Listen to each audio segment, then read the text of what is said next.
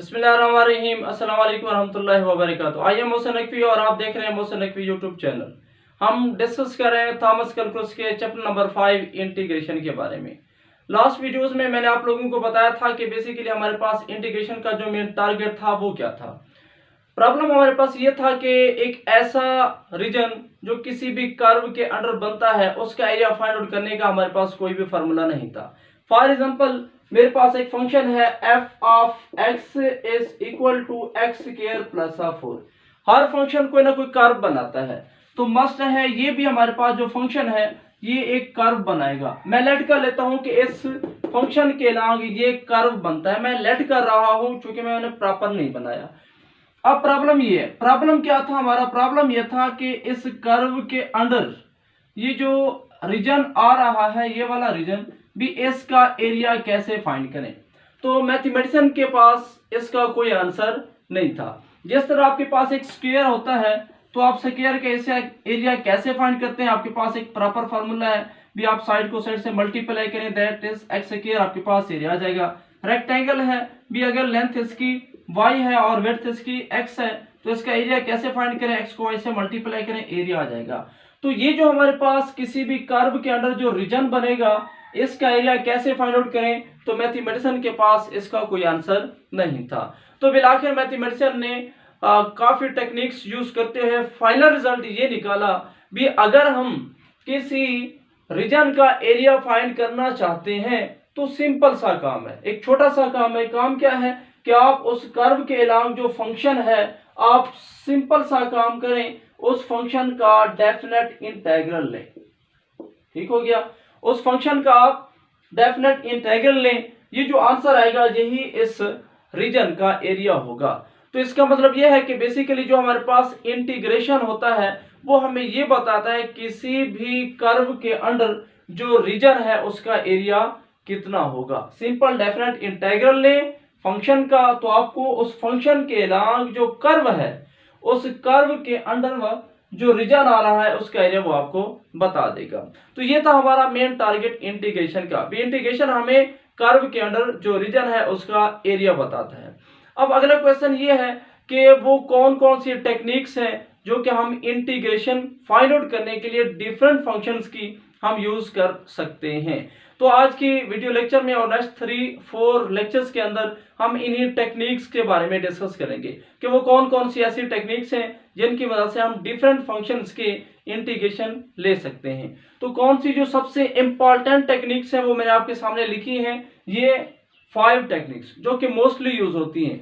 वैसे different functions आते हैं तो उनके लिए टेक्निक्स भी हम चेंज करते जाते हैं।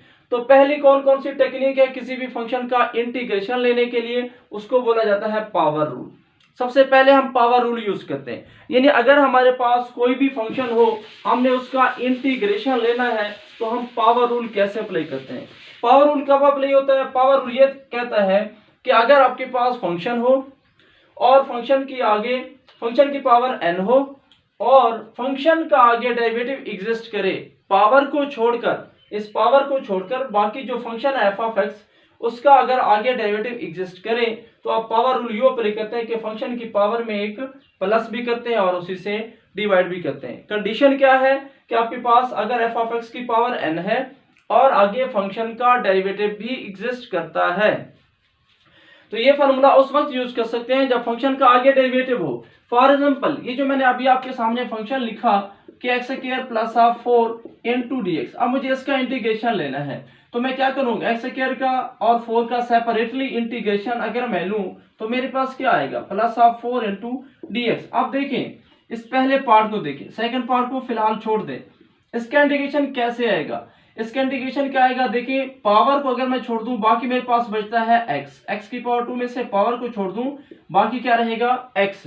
सो x का डेरिवेटिव क्या होता है 1, सो आगे एग्जिस्ट करता है। तो आप सिंपल सा काम करें x3/3 plus some constant, answer आ जाएगा। सिमिलरली अगर आपके पास इंटीग्रेशन आ जाता है भी एक्स स्क्वायर प्लस 4 उसकी पावर 3, नेक्स्ट आपके पास लिखा होता है 2x इंटू dx। अब आपने क्या देखना है भी, फंक्शन की पावर को छोड़ दें, इसको छोड़ दें, बाकी क्या बचेगा एक्स स्क्वायर प्लस 4। क्या इसका आगे डेरिवेटिव मौजूद है? तो एक्स स्क्वायर का डेरिवेटिव क्या होता है 2x, सो आगे मौजूद है। 4 का डेरिवेटिव 0, इसका मतलब एक्स स्क्वायर प्लस ऑफ 4 इसका नेक्स्ट डेरिवेटिव एग्जिस्ट करता है, तो आप पावर रूल अप्लाई कर सकते हैं। एक्स स्क्वायर प्लस ऑफ 4 उसकी पावर 4/4 प्लस सम कांस्टेंट, तो हमारा ये इसका इंटीग्रेशन आ गया। तो ये है हमारा पावर रूल। फर्स्ट जो हम यूज करते हैं उसका नाम हमारा है पावर रूल। तो पावर रूल कब अप्लाई करता है, ये बात याद रखिएगा कि जब फंक्शन की पावर n हो, आगे उसका डेरिवेटिव एग्जिस्ट कर रहा हो, तब आप सिंपली पावर रूल अप्लाई करके इंटीग्रेशन ले सकते हैं। आखिरी एक और फंक्शन भी देख लें। फॉर एग्जांपल आपके पास एक फंक्शन है साइन स्क्वायर ऑफ x, आगे लिखा हुआ है cos x इंटू dx। अब सिंपल सा काम है कि पावर को छोड़कर अगर फंक्शन को देखें, फंक्शन है sin x, तो साइन का डेरिवेटिव क्या होता है cos, तो आप लिखेंगे भी इसका इंटीग्रेशन है sin 3/3/3 प्लस ऑफ कांस्टेंट। तो जब भी आपके पास क्वेश्चन आता है तो सबसे पहला जो आपका काम होता है वो होता है पावर रूल अप्लाई करना। याद रख लें, सबसे पहला काम पावर रूल अप्लाई करना है। अगर पावर रूल फेल हो जाता है, पावर रूल से क्वेश्चन सॉल्व नहीं होता, तब आप सेकंड फार्मूला यूज करेंगे। बट ये जो हमारे पास पावर फार्मूला है, पावर रूल है, ये n for all real numbers hold करता है। जितने भी रियल नंबर्स हैं, पॉजिटिव है, नेगेटिव है, जीरो है, ये सब के लिए होल्ड करता है सिवाय -1 के। -1 के लिए एक अलग कानून है, बाकी सबका अलग कानून है, -1 का अलग कानून है। भी अगर x की पावर -1 होगी, फॉर एग्जाम्पल मैं यहां लिखता हूं x-1 इंटू dx, ठीक हो गया। अब ये फिर आप पावर रूल अप्लाई नहीं कर सकते, तो अब आप इसके लिए क्या कहते हैं, अगर फंक्शन की पावर -1 हो और फंक्शन का आगे डेरिवेटिव हो, बाकी बात वही है, x का डेरिवेटिव 1 आगे एग्जिस्ट करता है, तो फिर इसका इंडिकेशन क्या आएगा, log ऑफ द फंक्शन, ठीक हो गया। तो -1 के लिए पूरे रियल नंबर्स में से -1 के लिए अलग रूल है और बाकी नंबर्स के लिए अलग रूल है। तो अगर -1 हो जाए तो हम क्या कहते हैं, log ऑफ द फंक्शन लेते हैं। देखिए इसको आप यूं भी ले सकते हैं कि 1/x के फंक्शन अगर नीचे फंक्शन हो, ऊपर उसका डेरिवेटिव हो, नीचे फंक्शन हो, ऊपर उसका डेरिवेटिव हो, तो अब आप लिखते हैं log of x plus some constant. अब यहाँ पे एक बात याद रखिएगा कि ये जो नीचे फंक्शन होगा इसकी पावर 1 होना जरूरी है। फॉर एग्जांपल मैं यहाँ पे लिखता हूँ भी x की पावर 2 इंटू dx। अब स्टूडेंट गलती क्या करते हैं, वो कहते हैं कि x का नीचे जो फंक्शन है पावर को छोड़कर फंक्शन कंसीडर करते हैं, तो पावर को छोड़ दें, बाकी बचता है x, तो x का डेरिवेटिव तो 1 ऊपर मौजूद है, तो स्टूडेंट लिख लेते हैं भी log ऑफ x। क्वेश्चन हमारा रॉन्ग हो जाता है, क्यों, फंक्शन की पावर 1 नहीं बल्कि 2 हो। बस याद रखिए, अगर नीचे फंक्शन हो और ऊपर उसका डेरिवेटिव हो बट फंक्शन की पावर नीचे 1 हो, तो हम क्या लिखते हैं, log ऑफ x लगा देते हैं। ये हो गया इसका सेकेंड रूल, जो कि आप FSC लेवल में ये सारी बातें डिस्कस कर चुके हैं। उसके बाद थर्ड आपके पास रूल, ये हम बेतरतीब यूज करते हैं। सबसे पहले पावर रूल यूज करते हैं, वो फेल हो जाए, फिर हम यूज करते हैं n equal to -1 that is log rule use करते हैं, ये भी फेल हो जाए, फिर हम तीसरे नंबर पे आ जाते हैं कि फंक्शन को ओरिजिनल फंक्शन में कन्वर्ट करने की कोशिश करते हैं। यानी इस तरह के जो फंक्शंस हैं, फॉर एग्जांपल कोई मुझसे कहता है कि sin x का इंटीग्रेशन बताएं। अब मेरे लिए मसला क्या है, प्रॉब्लम यह है कि मैं पावर रूल अप्लाई नहीं कर सकता, चूंकि साइन का डेरिवेटिव आगे cos मौजूद नहीं है। मैं यहाँ पे log वाला रूल भी अप्लाई नहीं कर सकता, क्योंकि उसके लिए भी है कि फंक्शन का आगे डेरिवेटिव होना चाहिए। सो तीसरा हम ये देखते हैं भी ये किसका डेरिवेटिव है, क्योंकि हकीकत में ये जो हमारे पास इंटीग्रेशन होता है ये हमें ड्राइव्ड फंक्शन से ओरिजिनल फंक्शन की तरफ लेकर जाता है। यानी अगर आपके पास एक ड्राइव्ड फंक्शन है, यानी ऐसा फंक्शन है जिसका आप डेरिवेटिव ऑलरेडी फाइंड आउट कर चुके हैं, जिसका डेरिवेटिव आप पहले से फाइंड आउट कर चुके हैं, तो ये वापस उसी फंक्शन की तरफ लेकर जाता है जिसका आपने डेरिवेटिव फाइंड किया था। तो हम यहाँ पे ये देखते हैं कि भी साइन किसका डेरिवेटिव है, यानी हम इसको यू लिखते हैं भी d/dx ऑफ, भी साइन किसका डेरिवेटिव है, cos का। तो cos इंटीग्रेशन और डेरिवेटिव आपस में कैंसिल हो जाएंगे, क्यों, क्योंकि इंटीग्रेशन हमें ओरिजिनल फंक्शन बताता है जिसका ये डेरिवेटिव था, तो आंसर आएगा cos x plus of constant. Similarly कोई मुझसे पूछता है भी 1 इंटू dx, भी 1 का इंटीग्रेशन बताओ। अब मेरे पास यानी पावर रूल तो अप्लाई नहीं होता, log वाला भी रूल अप्लाई नहीं होता। अब मैं क्या करूंगा, मैं देखूंगा भी 1 किसका डेरिवेटिव होता है, तो आप लोगों को पता है कि डेरिवेटिव अगर हम x का फाइंड आउट करें तो x का डेरिवेटिव होता है 1, so integration of x plus some constant. तो ये हमारा यहाँ पे आंसर आ जाएगा। ये प्लस सी क्यों लगाते हैं, ये मैंने प्रीवियस वीडियो में आपको बताया था कि इंटीग्रेशन दो किस्म के होते हैं, डेफिनेट और इनडेफिनेट। इनडेफिनेट के अंदर ये प्लस कांस्टेंट लगाते हैं, डेफिनेट के अंदर नहीं लगाते। क्यों नहीं लगाते, ये सारी डिटेल आप प्रीवियस लेक्चर में दोबारा सुनना चाहें तो वहां से आपको मिल सकती है। तो हम क्या डिस्कस कर रहे हैं, टेक्निक ऑफ इंटीग्रेशन। क्या काम होता है इंटीग्रेशन का? इंटीग्रेशन का काम होता है किसी भी कर्व के अंडर जो रीजन है उसका एरिया फाइंड करना। अब सावधान है कि अगर हम इंटीग्रेशन की वजह से एरिया फाइंड करने की कोशिश करते हैं तो सबसे पहले तो हमें इंटीग्रेशन की टेक्निक्स का इल्म होना चाहिए। तो कौन कौन सी टेक्निक, मैंने 3 टेक्निक्स आपको बताई, बेतरतीब हम ये यूज करते हैं। अगर एक फेल हो जाए फिर सेकंड यूज करते हैं, वो फेल हो जाए फिर थर्ड यूज करते हैं। पहला पावर रूल। पावर रूल ये कहता है कि फंक्शन की पावर अगर n हो या कोई भी पावर हो और फंक्शन का आगे डेरिवेटिव एग्जिस्ट कर रहा हो तो अब आप क्या करते हैं, फंक्शन की पावर में एक प्लस भी करते हैं, डिवाइड भी करते हैं, आंसर आ जाता है। लॉग रूल दूसरा ये कहता है कि ये पावर रूल हर नंबर के लिए होल्ड करता है सिवाय -1 के। अगर फंक्शन की पावर -1 हो, आगे उसका डेरिवेटिव हो, फिर आप लिखते हैं लॉग ऑफ द फंक्शन। तीसरे नंबर पे अगर ये दोनों रूल फेल हो जाते हैं तो आप कहते हैं भी हम ये चीज देखते हैं भी ये किसका डेरिवेटिव है। जिस तरह ये 1/1 प्लस ऑफ एक्स स्क्वायर, ये tan इनवर्स का डेरिवेटिव है, तो इसका इंटीग्रेशन आ जाएगा tan इनवर्स ऑफ एक्स। तो ये हमारे पास 3 टेक्निक्स ये मोस्टली यूज होती हैं, इस वजह से मैं रिपीट कर रहा हूँ। आज का जो हमारा बेसिकली टॉपिक है वो है सब्स्टिट्यूशन मेथड। ये मैंने कहा सारी टेक्निक्स आपको समझा दूं कि कौन कौन सी यूज की जाती हैं। तो नेक्स्ट हमारे पास सब्स्टिट्यूशन, यानी बाज़ औक़ात हम वेरिएबल चेंज करते हैं, और आखिर पे हमारे पास इंटीग्रेशन बाय पार्ट्स है। सिमिलरली आप लोग इंटीग्रेशन बाय पार्शियल फ्रैक्शन भी कहते हैं, एक्सपोनेंशियल एक रूल है वो भी यूज करते हैं, बट ये जो मोस्टली यूज होंगे वो ये वाले हैं। इस वजह से मैंने यहाँ पे मेंशन कर दिए क्योंकि क्वेश्चंस के अंदर ये आएंगे। तो आज हम ये एक्सरसाइज 5.5 के कुछ क्वेश्चंस डिस्कस करते हैं with the help of substitution method. भी सब्स्टिट्यूशन मेथड क्या होता है? बाजू का ये पॉसिबल होता है कि आप किसी भी वेरिएबल को डायरेक्टली सॉल्व नहीं कर सकते, आप उसमें क्या करते हैं, वेरिएबल को चेंज कर देते हैं। जब आप वेरिएबल चेंज करते हैं तो फिर आप बड़े आसानी से उस क्वेश्चन को सॉल्व कर सकते हैं। अब यहाँ पे एक बात जो इंपॉर्टेंट है उस पर गौर कीजिएगा। इंपॉर्टेंट बात यह है कि बाज़ औक़ात वेरिएबल को चेंज करना हमारे लिए जरूरी होता है। अगर हम वेरिएबल को चेंज ना करें तो हम इंटीग्रेशन सिरे से फाइंड आउट भी नहीं कर सकते।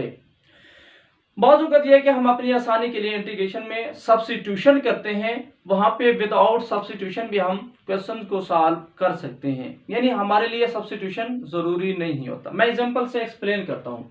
फॉर एग्जांपल, अब आपसे कहा जाता है, इसी क्वेश्चन को ही देख लें, भी आपसे कहा जाता है भी secant 2t and tan 2t dt, तो आपसे कहते हैं भी इसका इंटीग्रेशन निकालें। या मैं आपको यूं समझाऊं, एक इससे सिंपल क्वेश्चन ले लेते हैं ताकि जल्दी कवर हो जाए। तो अगर आपसे कहा जाता है भी cos of 2x 3 into dx, या simple cos x dx integration ले लें।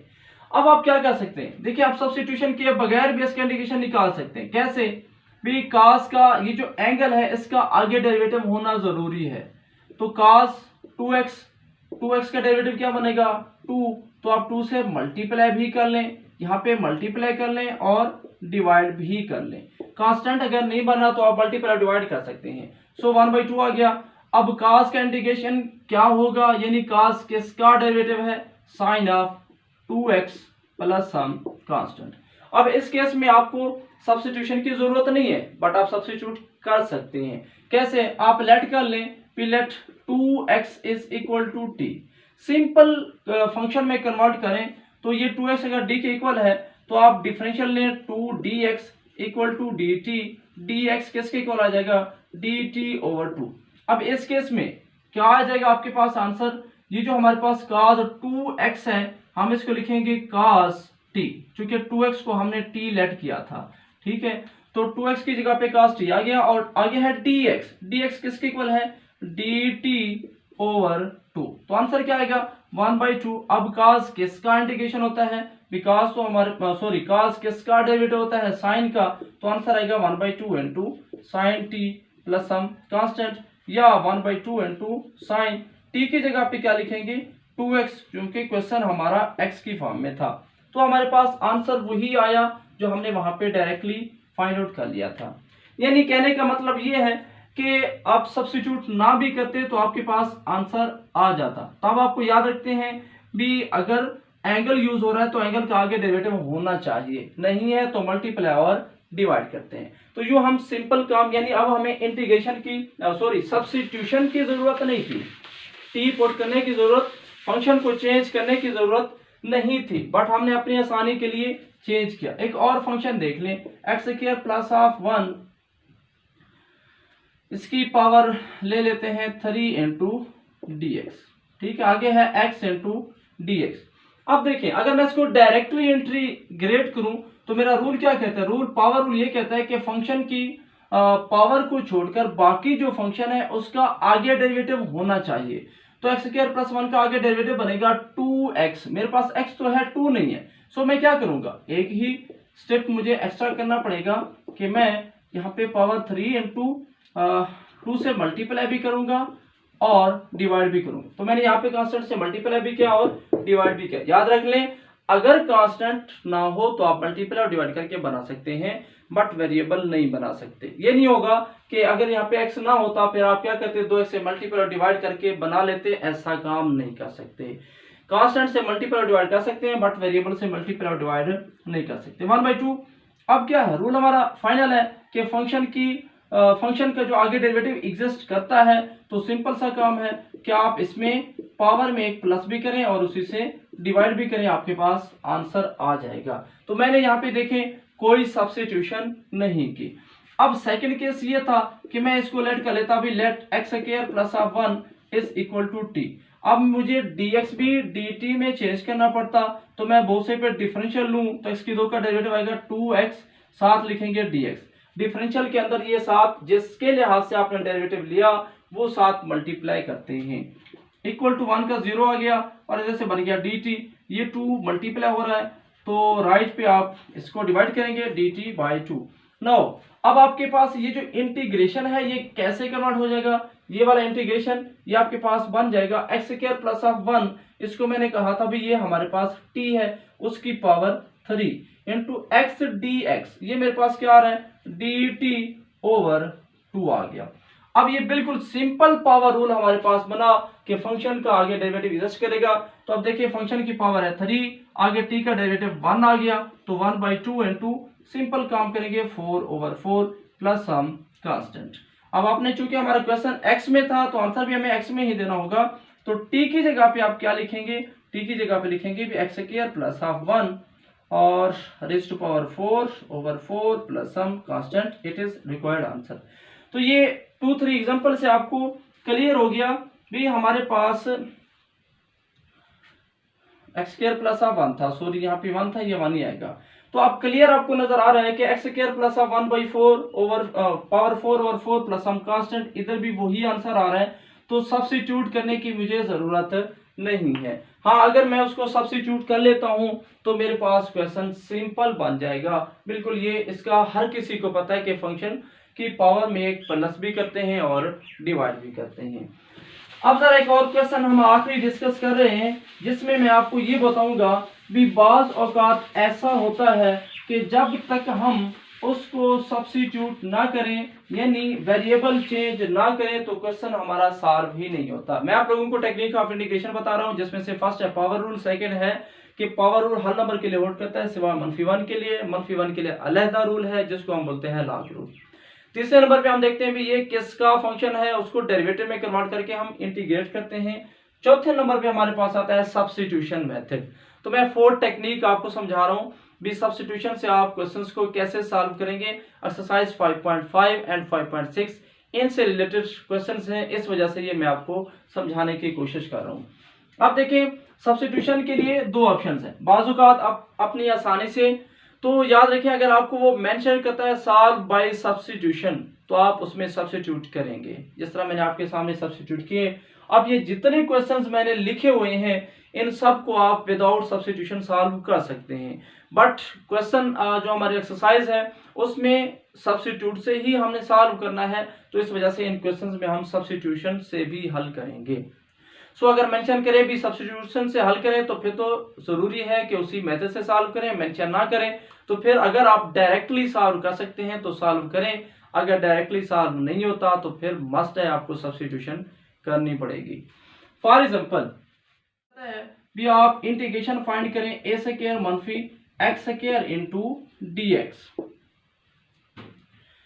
अब मेरे लिए प्रॉब्लम क्या है, प्रॉब्लम यह है कि मैं पावर रूल अप्लाई नहीं कर सकता, क्योंकि अगर मैं इसको पावर की फॉर्म में लिखूं एक्स स्क्वायर का आगे डेरिवेटिव नहीं है तो मैं सेकंड -1 वाला रूल भी अप्लाई नहीं कर सकता। ये किसका डेरिवेटिव है ये भी मुझे नहीं पता, तो ये तीनों मेथड मेरे फेल हैं। अब मैं सब्स्टिट्यूट करूंगा, क्या सब्स्टिट्यूट करूंगा, यहाँ पे 3 टाइप्स की सब्स्टिट्यूशन है। मैं यहाँ पे लिखूंगा कि x is equal to a sine theta. 3 हमारे पास इंपॉर्टेंट सब्स्टिट्यूशन है कि a square plus x square हो तो आप पुट करते हैं x बराबर है ए टेन थीटा। अगर a square minus x square हो तो आप पुट करते हैं x is equal to a sine theta. अगर एक्स स्क्वायर माइनस ए का स्क्वायर हो तो आप पुट करते हैं x is equal to a secant theta. ठीक है, तो ये 3 इंपॉर्टेंट सब्स्टिट्यूशन है जो कि आप यूज कर सकते हैं। Okay, x is equal to a sine theta अगर आप पुट करें तो dx क्या आएगा, dx is equal to a cos theta into d theta. तो क्या आएगा, इंटीग्रेशन ऑफ ए का स्क्वायर माइनस, अब x की जगह पे हमने क्या लिखना है, a साइन स्क्वायर, तो आएगा a sine square theta into dx की जगह पे हमने क्या लिखना है, a cos theta into d theta. अब यहाँ पे आप स्क्वायर रूट भी लगाएंगे। ओके, तो क्या आएगा, यहाँ से ए स्क्वायर कॉमन ले लें तो बाकी बचेगा 1 मनफी sine square and its square root. ये ए बाहर लिख लें, बाकी ये cos थीटा बन जाएगा। तो ये स्क्वायर रूट से कैंसिल, ए और ये ए स्क्वायर बन जाएगा। 1 मनफी साइन स्क्वायर होता है cos स्क्वायर, स्क्वायर से स्क्वायर रूट कैंसिल, बाकी बचेगा cos और ये भी cos है, cos square theta into d theta. Further आप इसको कैसे सॉल्व कर सकते हैं, ए स्क्वायर, अब ये जो cos स्क्वायर है इसको आप ले सकते हैं हाफ एंगल फार्मूले के मुताबिक 1 plus cos 2 theta, 1 plus cos 2 theta over 2 इसका इंटीग्रेशन। तो ये क्या आएगा, ए स्क्वायर इनटू, अब 1 का इंटीग्रेशन ले लें, 1 का इंटीग्रेशन आ जाएगा थीटा, ये बाई 2 बाहर ले लें, cos का इंटीग्रेशन क्या आएगा, साइन ऑफ 2 थीटा। ठीक हो गया, ओवर क्या आ जाएगा 2 प्लस सम कांस्टेंट। तो यूं आपने इंटीग्रेशन फाइंड आउट कर लिया a square minus of x square का, जबकि ये बज़ाहिर नजर आ रहा था कि इसका हम कभी भी इंटीग्रेशन नहीं ले सकते। तो आज के लेक्चर में हमने क्या डिस्कस किया, बेसिकली हमने इंटीग्रेशन टेक्निक्स ऑफ इंटीग्रेशन के बारे में शॉर्टली डिस्कस किया कि हमारे पास 5 टाइप्स की इंटीग्रेशन होती है, आखिर में बाई पार्ट्स होता है, यानी आप इसको पार्ट्स बनाते हैं, हम साथ साथ डिस्कस करते रहेंगे क्योंकि अभी हम सब्स्टिट्यूशन से रिलेटेड एक्सरसाइज को सॉल्व करने वाले हैं। तो लास्ट मेथड मैंने सब्स्टिट्यूशन को बताया। सब्स्टिट्यूशन हमारे पास क्या है कि बाजू का सब्स्टिट्यूशन जरूरी होती है बट बाजू का सब्स्टिट्यूशन जरूरी नहीं होती है, यानी आप सब्स्टिट्यूट करें तो भी कोई मसला नहीं है, सब्स्टिट्यूट ना करें तो भी कोई हर्ज नहीं है। तो इंशाल्लाह नेक्स्ट हम एक्सरसाइज 5.5 से related questions with the help of substitution, जिसमें हमारे पास सब्स्टिट्यूशन जरूरी नहीं है लेकिन हम उसको सब्स्टिट्यूशन की मदद से सॉल्व करेंगे ताकि क्वेश्चन हमारे पास सिंपल बन जाए। उम्मीद करता हूँ आज का लेक्चर आपको अच्छे तरीके से क्लियर हो चुका होगा। At the end Allah Hafiz.